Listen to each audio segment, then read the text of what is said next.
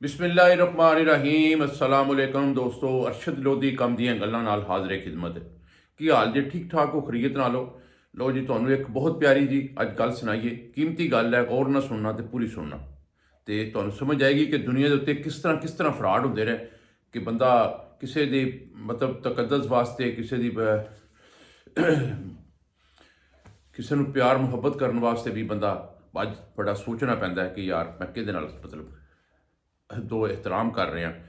दोस्तों गल है कि एक सुनियार सुनियारे की दुकान सी, उहदे कोल एक बजुर्ग जिहड़े ने बड़े बजुर्गाना हुलिये दे विच वो दुकान के अंदर उहदे कोल आए।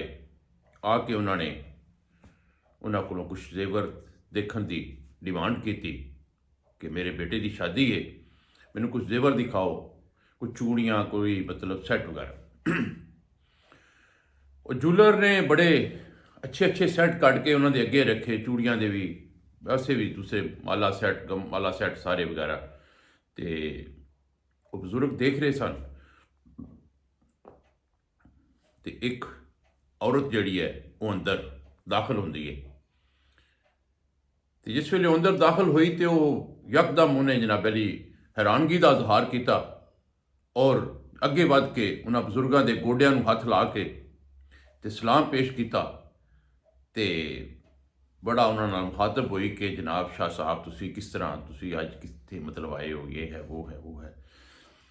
तो वो शाह साहब बड़े खामोश सन। उन्होंने दसिया कि बेटा मतलब मेरे बच्चे की शादी है तो मैं उहदे वास्ते कुछ जेवर लैन वास्ते आया।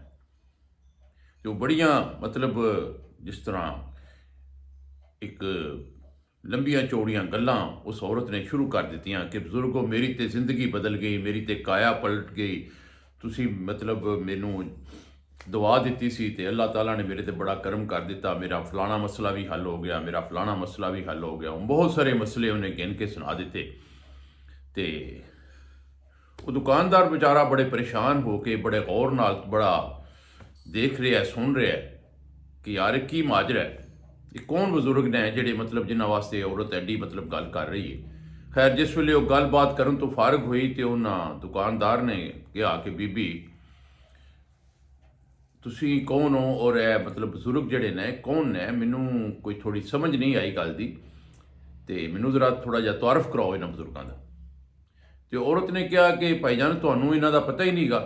ओए होए होए होए होए तुसी किड्डे बदकिस्मत इंसान हो कि तुहानू पता ही नहीं कि तुहाडी दुकान के उत्ते कौन हस्ती आए ने, किहड़े बजुर्ग तुहाडी दुकान ते चल के आ गए ने। तुहाडी ते काया पलट गई, तुहाडी ते सारे मसले ही हल हो गए कि ए जनाब एडे वड्डे बजुर्ग तुहाडी दुकान ते खुद चल के आ गए ने। लोग तो साल हा साल इंतज़ार करते हैं कि बजुर्ग किसी तरह साडे घर फेरा पा जान, साडी दुकान ते फेरा पा जान। तो जिन्हां दी दुकान ते जिन्हां दे घर च फेरा पा जाते हैं साल साल लोग याद करते हैं। फिर वो बड़ा मुतासर होया सुनियारा।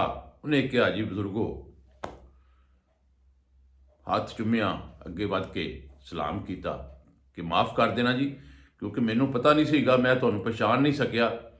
तो तुसी तो वाकई एडी अजीम हस्ती हो, तो मेरे वास्ते भी दुआ कर दिओ, मेरा भी कारोबार जिहड़ा है, क्योंकि उन्हें शहरों बार बार दुकान बनाई सी। उन्हें कहा जी मेरे को भी गाहकी बहुत घट है, तो कोई दुआ कर दिओ को मेरे को भी गाहक शाक ज़्यादा आन, मेरा भी कारोबार चल जाए। उन्हें कहा बच्चा कोई मसला नहीं, असी आ गए हैं हूँ, इंशाअल्लाह ताला तेरे सारे मसले हल हो जाएंगे। उन्हें कहा जी अच्छा जी। खैर वो बजुर्गों ने एक रुमाल जेब चो कढ़िया, कढ़ के उन्होंने दिता। उन्हें कहा बेटा यह रुमाल लै, ਇਹਦੇ ਨਾਲ तू ਇਹਨੂੰ 8 दिन सुबह दुकान खोलने तो बाद ਇਹਨੂੰ ਚੁੰਮਣਾ, ਇਹਨੂੰ ਸੁੰਘਣਾ, ਇਹਨੂੰ ਅੱਖਾਂ ਤੇ ਮੱਥੇ ਤੇ ਲਾ ਕੇ पूरे मूँह ਤੇ मार के ਇਹਨੂੰ संभाल के रख लेना है। इस तरह 8 दिन करना है। तो 8 दिन तो बाद तेरे को अपने गाहक नहीं सांभे जाएंगे, तेरे को माल पूरा नहीं होएगा, तो तेरी काया पलट जाएगी, तो तू सानू इंशाअल्लाह साला साल याद रखेगा। उन्हें बच्चे ने वो रुमाल फड़िया, उन्हें जनाब उन्होंने चुमिया, चटिया, अखां ते लाया, पूरे मूँह ते मारिया। जिसले पूरे मूँह ते मारिया तो फिर अल्लाह हाफिज हो गया, बेहोश हो गया, क्योंकि वो तो फराडिए सन, औरत भी वो नाल रली सी। खैर वो जिस वेले वो बंदा बेहोश हो गया ਤੇ ਉਹਨਾਂ ਦੋਨਾਂ ਨੇ ਰਲ ਕੇ ਫੌਰੀ ਤੌਰ ਤੇ ਉਹਦਾ ਸਾਰਾ ਸਮਾਨ ਜਿਹੜਾ ਉਹਨੂੰ ਪੈਕ ਕੀਤਾ ਤੇ ਆਪਣੇ ਰਫੂ ਚੱਕਰ ਹੋ ਗਏ। ਜਿਸ ਵੇਲੇ ਉਹਨੂੰ ਹੋਸ਼ ਆਈ ਤੇ ਉਹਨੂੰ ਸਮਝ ਆਈ ਕਿ ਮੇਰੇ ਨਾਲ ਧੋਖਾ ਹੋ ਗਿਆ, ਮੇਰੇ ਨਾਲ ਫਰਾਡ ਹੋ ਗਿਆ, ਉਹਨੇ ਰੌਲਾ ਪਾਇਆ, ਲੋਕ ਆਏ, ਦੇਖਿਆ, ਉਹਨਾਂ ਨੇ ਥਾਣੇ ਰਿਪੋਰਟ ਵਗੈਰਾ ਦਰਜ ਕਰਾਈ। ਸਾਲ ਗੁਜ਼ਰ ਗਏ, 5-4 ਸਾਲ ਕਿਸੇ ਵੇਲੇ ਗੁਜ਼ਰ ਗਏ ਤੇ ਉਹ ਹੀ ਬਜ਼ੁਰਗ ਨੂੰ ਹੱਥ ਕੜੀ ਲਾਈ। 3-4 ਪੁਲਿਸ ਵਾਲੇ ਇੱਕ ਗੱਡੀ ਦੇ ਉੱਤੇ ਉਹਨੂੰ ਲੈ ਕੇ ਉਸ ਦੁਕਾਨ ਦੇ ਉੱਤੇ ਆਏ ਤੇ ਦੁਕਾਨ 'ਚ ਜਿਸ ਵੇਲੇ ਦਾਖਲ ਹੋਏ ਤੇ ਉਹਨਾਂ ਨੇ ਕਿਹਾ, ਹਾਂਜੀ ਇਹ ਬਜ਼ੁਰਗਾਂ ਨੂੰ ਜਾਣਦੇ ਹੋ? ਉਹਨੇ ਕਿਹਾ, ਜੀ ਇਹ ਬਜ਼ੁਰਗ ਨਹੀਂ ਜੇ, ਤੇ ਬੜੇ ਵੱਡੇ ਫਰਾਡੀਏ ਜੇ, ਮੈਂ ਤੇ 4 ਸਾਲ ਤੋਂ ਇਹਦਾ ਇੰਤਜ਼ਾਰ ਕਰ ਰਿਹਾ ਤੇ ਇਹ ਤੇ ਮੇਰਾ ਸਾਰਾ ਕੁਝ ਲੁੱਟ ਕੇ ਚਲੇ ਗਏ ਸਨ, ਫਰਾਡੀਏ ਨੇ, ਧੋਖੇਬਾਜ਼ ਨੇ। ਉਹਨੇ ਕਿਹਾ, ਅੱਛਾ ਜਨਾਬ, ਹੁਣੇ ਫੜੇ ਗਏ ਨੇ, ਹੁਣ ਸਾਰਾ ਮਸਲਾ ਹੱਲ ਹੋ ਜਾਏਗਾ ਤੇ ਬੇਫਿਕਰ ਹੋ ਜਾ, ਤੇ ਅਸੀਂ ਹੁਣ ਇਹਦੀ ਜਿਹੜੀ ਹੈ ਉਹ ਰਿਪੋਰਟ ਦਰਜ ਕਰਨੀ ਹੈ, ਇਹਦੀ ਲਿਖਣਾ ਹੈ ਕਿ ਇਹ ਕੇਸ ਤੇਰਾ ਜਿਹੜਾ ਇਹ ਮੁਕੰਮਲ ਕਰਨਾ ਹੈ, ਤੇ ਇਹ ਦੱਸ ਜ਼ਰਾ ਕਿ ਕਿਸ ਤਰ੍ਹਾਂ ਇਹ ਆਏ ਤੇ ਕੀ ਗੱਲਬਾਤ ਹੋਈ। ਉਹਨੇ ਉਹ ਜਿਸ ਵੇਲੇ ਦੱਸਣਾ ਸ਼ੁਰੂ ਕੀਤਾ ਕਿ ਜੀ ਇਸ ਤਰ੍ਹਾਂ ਇਹ ਆਏ, ਇਸ ਤਰ੍ਹਾਂ ਕੱਢ ਕੇ ਰੁਮਾਲ ਇਹਨਾਂ ਦਿੱਤਾ, ਤੇ ਉਹ ਪੁਲਿਸ ਵਾਲੇ ਨੇ ਆਪਣਾ ਜੇਬ 'ਚੋਂ ਇੱਕ ਰੁਮਾਲ ਕੱਢਿਆ, ਉਹਨੂੰ ਕਿਹਾ, ਜੀ ਇਹ ਰੁਮਾਲ ਫੜੋ, ਜ਼ਰਾ ਕਰਕੇ ਦੱਸੋ ਤੁਸੀਂ ਕਿਸ ਤਰ੍ਹਾਂ ਰੁਮਾਲ ਨੂੰ ਕੀਤਾ, ਕਿਉਂਕਿ ਮੈਂ ਸਾਰਾ ਕੁਝ ਲਿਖਣਾ। ਉਸ ਦੁਕਾਨਦਾਰ ਨੇ ਫਿਰ ਉਸ ਤਰ੍ਹਾਂ ਹੀ ਰੁਮਾਲ ਨੂੰ ਚੁੰਮਿਆ, ਸੁੰਘਿਆ, ਅੱਖਾਂ ਤੇ ਲਾਇਆ, ਮੂੰਹ ਤੇ ਫੇਰਿਆ। ਜਿਸ ਵੇਲੇ ਫੇਰਿਆ ਤੇ ਉਹ ਫਿਰ ਬੇਹੋਸ਼ ਹੋ ਗਿਆ, ਕਿਉਂਕਿ ਉਹ ਪੁਲਿਸ ਵਾਲੇ ਵੀ ਤੇ ਉਹ ਫਰਾਡੀਆ ਵੀ ਉਹ ਫਿਰ ਆਪਸ 'ਚ ਰਲੇ ਸਨ, ਉਹ ਫਿਰ ਫਰਾਡ ਕਰਨ ਹੀ ਆਏ ਸਨ। ਤੇ ਉਹ ਜਿਸ ਵੇਲੇ ਬੇਹੋਸ਼ ਹੋ ਗਿਆ, ਉਹਨਾਂ ਇੱਕ ਵਾਰੀ ਫਿਰ ਉਹਦਾ ਸਾਰਾ ਕੁਝ ਲੁੱਟਿਆ ਪੁੱਟਿਆ, ਸਾਰਾ ਕੁਝ ਪੈਕ ਕੀਤਾ ਤੇ ਚਲੇ ਗਏ। ਤੇ ਉਸ ਗਰੀਬ ਨੂੰ ਜਦੋਂ ਦੁਬਾਰਾ ਹੋਸ਼ ਆਈ ਤੇ ਉਹਦੇ ਨਾਲ ਨੂੰ ਸਮਝ ਆਈ ਕਿ ਮੇਰੇ ਨਾਲ ਇੱਕ ਵਾਰੀ ਫਿਰ ਫਰਾਡ ਹੋ ਗਿਆ, ਉਹਦੇ ਕੋਲ ਕੁਝ ਨਹੀਂ ਸੀਗਾ, ਉਹਦਾ ਸਾਰਾ ਕੁਝ ਲੁੱਟ ਪੁੱਟ ਕੇ ਉਹ ਚਲੇ ਗਏ ਸਨ। ਤੇ ਦੋਸਤੋ, ਮੇਰੀ ਗੱਲ ਕਰਨ ਦਾ ਮਕਸਦ ਜਿਹੜਾ ਹੁੰਦਾ ਹੈ, ਮੈਂ ਸਿਰਫ ਇਹ ਸਮਝਾਉਣਾ ਚਾਹੁੰਦਾ ਕਿ ਦੁਨੀਆ ਦੇ ਉੱਤੇ ਰਹਿੰਦਿਆਂ ਕਿਸ ਤਰੀਕੇ ਨਾਲ ਫਰਾਡ ਹੁੰਦੇ ਨੇ। ਇਹੋ ਜਿਹੀ ਗੱਲ ਤੁਸੀਂ ਜ਼ਿੰਦਗੀ 'ਚ ਇੱਕ ਵਾਰੀ ਸੁਣ ਲਓਗੇ ਤੇ ਕਮ ਅਜ਼ ਕਮ ਤੁਸੀਂ ਆਪਣੇ ਜ਼ਿਹਨ ਦੇ ਵਿੱਚ ਇਹ ਚੀਜ਼ ਤੁਹਾਡੇ ਨਕਸ਼ ਹੋ ਜਾਏਗੀ, ਤੁਸੀਂ ਸਮਝ ਜਾਓਗੇ ਕਿ ਯਾਰ ਇਹ ਫਰਾਡ ਇੰਜ ਵੀ ਹੋ ਸਕਦਾ ਹੈ, ਤੇ ਤੁਸੀਂ ਕਦੀ ਵੀ ਕਿਸੇ ਫਰਾਡੀਏ ਦੇ, ਕਿਸੇ ਧੋਖੇਬਾਜ਼ ਦੇ ਧੋਖੇ 'ਚ ਨਹੀਂ ਆਓਗੇ।